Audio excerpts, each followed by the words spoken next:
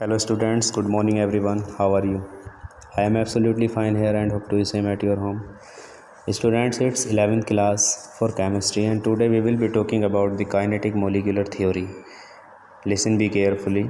Kinetic molecular theory. तो kinetic molecular theory, पहले first of all you have to understand the meaning of kinetic. Kinetic means है my dear students moving करना, गति करना, molecules का moving करना या गति करना, मोलिक्यूल्स का. ठीक है. Kinetic molecular theory of gases यानी गैसेस के मोलिक्यूल्स का गति करना. तो ये थ्योरी है, इसमें क्या बताया जाएगा ये मैं आपको एक्सप्लेन करना चाह रहा हूँ अच्छे तरीके से. बहुत सारी बातें यहाँ पर बताई जाएंगी. देखिए ये एक क्लोज वेसल है या ये कह लीजिए कि कोई गैस सिलेंडर है और इसके अंदर एक गैस भरी हुई है. तो जब गैस भरी हुई है तो डेफिनेटली गैस के मोलिक्यूल भी इसके अंदर प्रेजेंट होंगे लाइक दिस. और जब गैस के मोलिक्यूल प्रेजेंट होते हैं गैसियस, तो ये आपस में एक दूसरे से मूविंग करते रहते हैं, एक दूसरे ये गति करते रहते हैं. ठीक है. Here and there randomly moving ये करते रहते हैं, रैंडमली मूवमेंट. तो बात ये है कि काइनेटिक मोलिकुलर थ्योरी हमें क्या बताना चाहती है. तो जब ये मोलिक्यूल्स जो है मूविंग करते रहते हैं, हेयर एंड देयर ये इधर उधर जाते हैं रैंडमली, तो यहाँ पर काइनेटिक मोलिकुलर थ्योरी बता रही है कि सबसे पहली चीज़ तो ये है, इन्होंने ये बताने की कोशिश की है सबसे पहली चीज़ कि जो गैसेस के मोलिक्यूल्स होते हैं वो मूविंग करते हैं. ठीक है.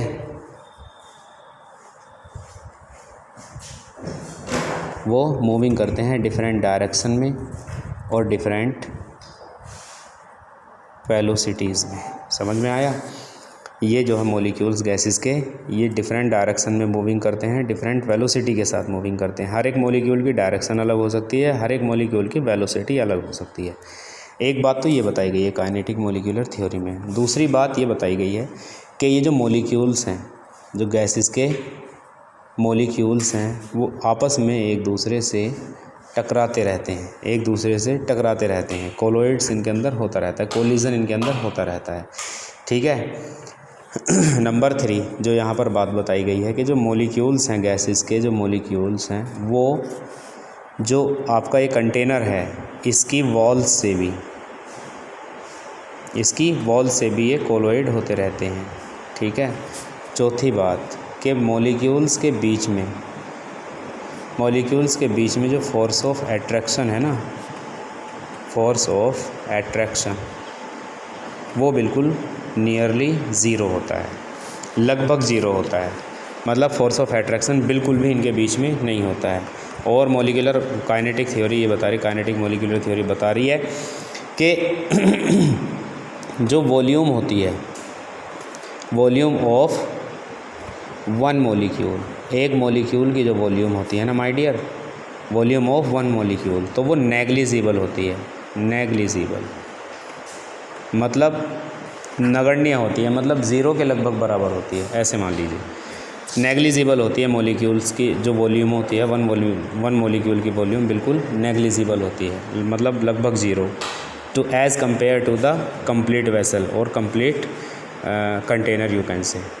तो ये सब चीज़ें यहाँ पर हैं. नंबर 6 यहाँ पर इंटरमोलिकुलर फोर्स ऑफ एट्रैक्शन आपको बताया गया है. फोर्स ऑफ एट्रैक्शन 0 होता है, तो इनकी काइनेटिक एनर्जी जो होती है मोलिक्यूल्स की वो बहुत ज़्यादा होती है. तो काइनेटिक एनर्जी इनकी बहुत ज़्यादा होती है. तो ये बातें यहाँ पर काइनेटिक मोलिकुलर थ्योरी में बताई गई हैं. तो इसी के बिहाफ पर, काइनेटिक मोलिकुलर थ्योरी के बिहाफ पर ही कुछ यहाँ पर टॉपिक्स आपके बनाए गए हैं मोलिक्यूल्स के लिए. जैसे उन्हीं में नंबर 1 टॉपिक आपका आ जाता है, जैसे ये कह लीजिए आप नॉर्मल स्पीड या मीन स्क्वायर स्पीड या रूट मीन स्क्वायर स्पीड. ये इतनी सारी चीज़ें यहाँ पर एक ही टॉपिक में बताई गई हैं. आप जैसे एग्जांपल के तौर पर कोई कंटेनर है, तो इसी कंटेनर में दोबारा से मैं आपको लेकर के चलता हूँ. मान लीजिए कि वहाँ पर मोलिक्यूल्स N1 है और उनकी जो वेलोसिटी है वो V1 है. ऐसे ही यहाँ पर जो मोलिक्यूल्स हैं उनके जो नंबर ऑफ़ मॉलिक्यूल्स हैं वो N2 हैं और उनकी वेलोसिटी V2 है। ऐसे ही यहाँ पर नंबर ऑफ़ मॉलिक्यूल्स N3 हैं और उनकी वेलोसिटी V3 है। तो इस चीज़ को बिल्कुल अच्छे से एक्सप्लेन करने के लिए बनाए गए आपके नॉर्मल स्पीड और मीन स्क्वायर स्पीड और रूट मीन स्क्वायर स्पीड। तो इनको एक्सप्लेन करने के लिए मैं आपको बताना चाहता हूँ, आप इसको समझ लीजिए अच्छे तरीके से कि काइनेटिक एनर्जी को हम किस तरह से लिख सकते हैं। ई के काइनेटिक एनर्जी, ठीक है।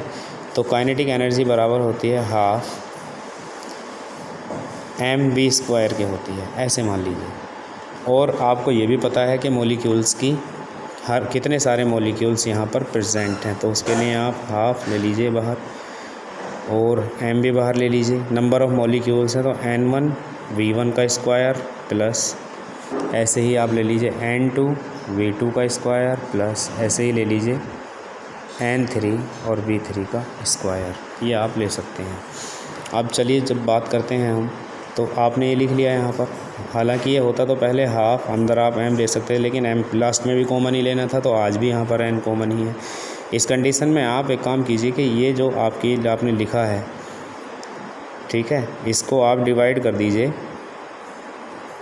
N1 V1 का स्क्वायर प्लस N2 V2 का स्क्वायर प्लस N3 V3 का स्क्वायर, ये ले लीजिए और इसको डिवाइड कर दीजिए आप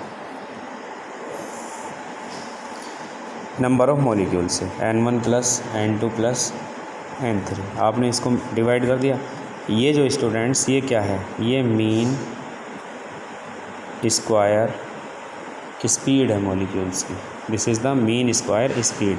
अब आपने ये लिख लिया, लेकिन अगर हम इसको इसी को कर दें N1 V1 का स्क्वायर N2 V2 का स्क्वायर प्लस N3 V3 का स्क्वायर, और उसको हम डिवाइड कर दें N1 plus N2 plus N3 से और इसका स्क्वायर बना दें, रूट चढ़ा दें, तो अब ये क्या बन जाएगा, रूट मीन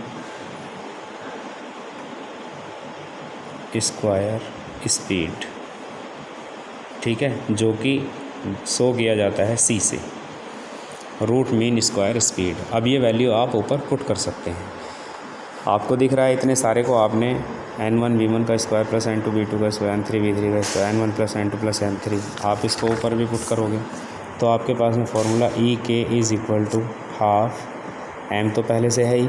अब उतने सारे का जो आपका ये जो आपके पास चला आ रहा है N1 V1 का स्क्वायर प्लस N2 V2 का स्क्वायर प्लस N3 V3 का स्क्वायर और upon N1 plus N2 plus N3, तो इसको जब आप लिखेंगे तो ये हो जाएगा आपका हाफ mc² ई क्यू। ये आपकी इक्वेशन बन गई। This is the root mean square speed, ठीक है। इसको आप इस तरह भी लिख सकते हैं। तो आज के हमारी इस क्लास में केवल इतना ही स्टूडेंट्स, इसको अच्छे से कैरी कर लीजिएगा। What is root mean square speed और what is mean square speed. Thank you and have a nice day. Good morning everyone.